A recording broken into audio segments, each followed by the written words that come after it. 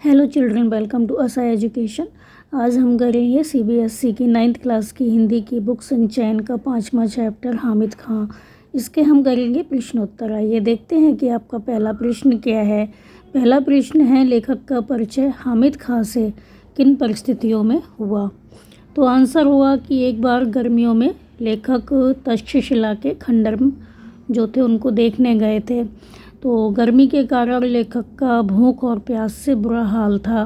खाने की तलाश में जो लेखक थे वो रेलवे स्टेशन से आगे बसे गांव था, वहाँ पर चले गए। वहाँ पर तंग और गंदी गलियाँ थीं और तंग और गंदी गलियों से भरा हुआ बाज़ार था। तो वहाँ पर खाने पीने का कोई होटल या दुकान उनको नहीं दिखाई दे रही थी, लेकिन लेखक को बहुत अधिक भूख लगी थी, प्यास लगी थी। भूख प्यास से वो परेशान थे। तभी उनको एक दुकान पर रोटियां सेकी जा रही थी, वो दिखाई दी। तो जो रोटियां सेकी जा रही थी वहाँ से बहुत अच्छी खुशबू आ रही थी। तो जो खाना था उसकी खुशबू से उनकी जो भूख थी वो और अधिक बढ़ गई। तो वो क्या करते हैं, उस दुकान में चले जाते हैं और खाना मांगते हैं। तो वहीं पर उनका हामिद खां से परिचय होता है। तो दोनों एक दूसरे से बहुत अधिक प्रभावित होते हैं और एक दूसरे के बहुत अच्छे दोस्त बन जाते हैं। आपका अगला प्रश्न है, काश मैं आपके मुल्क में आकर यह सब अपनी आँखों से देख सकता। हामिद ने ऐसा क्यों कहा। तो आंसर होगा, हामिद खां को पता चला कि लेखक हिंदू है। तो हामिद ने पूछा, क्या वह मुसलमानी होटल में खाएंगे। तब लेखक ने बताया कि हिंदुस्तान में हिंदू मुसलमान में कोई भेद नहीं होता। अच्छा पुलाव खाने के लिए वो मुसलमानी होटल में ही जाते हैं। तो जहाँ जिसको अच्छा लगता है वहाँ चला जाता है। तो उन्होंने बताया कि जो पहली मस्जिद है वो हिंदुस्तान में कोंडूगल्लूर जो स्थान है वहाँ पर बनी थी। तो वहाँ हिंदू मुसलमानों के बीच दंगे नहीं होते, सब बराबर हैं। तो हामिद को एकदम विश्वास नहीं हुआ, क्योंकि पाकिस्तान में ऐसा नहीं होता। पाकिस्तान में जो हिंदू होते हैं वो मुसलमानों को आतताई समझते हैं, उन्हें हत्यारे समझते हैं। लेकिन लेखक के कहने में उसे सच्चाई नज़र आई। वह ऐसी जगह को स्वयं देखकर तसल्ली करना चाहता था। उसको विश्वास नहीं हो रहा था, लेकिन उसको लगा कि जो लेखक है वो झूठ नहीं बोल रहे, सच बोल रहे हैं। और इसीलिए वो ऐसी जगह को अपनी आँखों से देखना चाहता था कि ऐसी जगह कौन सी है जहाँ पर हिंदू मुसलमान बहुत अच्छे से भाईचारे से रहते हैं। आपका अगला प्रश्न है, हामिद को लेखक की किन बातों पर विश्वास नहीं हो रहा था। तो आंसर होगा कि लेखक ने हामिद को कहा कि वह बढ़िया खाना खाने मुसलमानी होटल में जाते हैं। वहाँ हिंदू मुसलमान में कोई फ़र्क नहीं किया जाता। मतलब हिंदुस्तान में हिंदू मुसलमान में कोई फ़र्क नहीं किया जाता। हिंदू मुसलमान दंगे भी ना के बराबर करते हैं। मतलब यहाँ पे दंगे जो होते हैं वो ना के बराबर होते हैं। तो हामिद को इस बात पर विश्वास नहीं हुआ और वो ये सब कुछ अपनी आँखों से देखना चाहता था।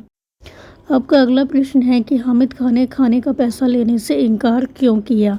तो हामिद खां ने लेखक से खाने का पैसा क्यों नहीं लिया। तो आंसर होगा, हामिद खां ने खाने का पैसा लेने से इसलिए इनकार कर दिया क्योंकि वह भारत से पाकिस्तान गए थे।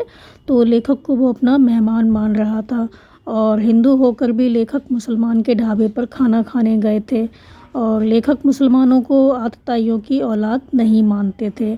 तो लेखक की सौहार्द भरी जो बातें थी उससे हामिद खां बहुत अधिक प्रभावित था और लेखक की मेहमान नवाजी करके हामिद खां अतिथि देवो भव की जो परंपरा थी उसका निर्वाह करना चाहता था, इसलिए उसने लेखक से पैसे नहीं लिए।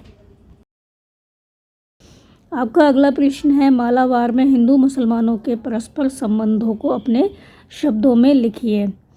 तो मालाबार में हिंदू मुसलमान मिलकर रहते हैं, उनमें आपसी दंगे नहीं होते, दोनों के धर्मों में कोई भेदभाव नहीं होता। बढ़िया खाना खाने के लिए हिंदू भी मुसलमानी होटल में खाने चले जाते हैं।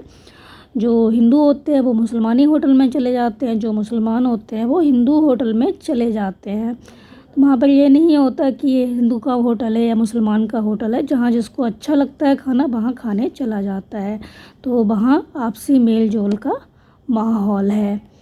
आपका अगला प्रश्न है कि तक्षशिला में आगजनी की खबर पढ़कर लेखक के मन में कौन सा विचार कौंधा। इससे लेखक के स्वभाव की किस विशेषता का परिचय मिलता है।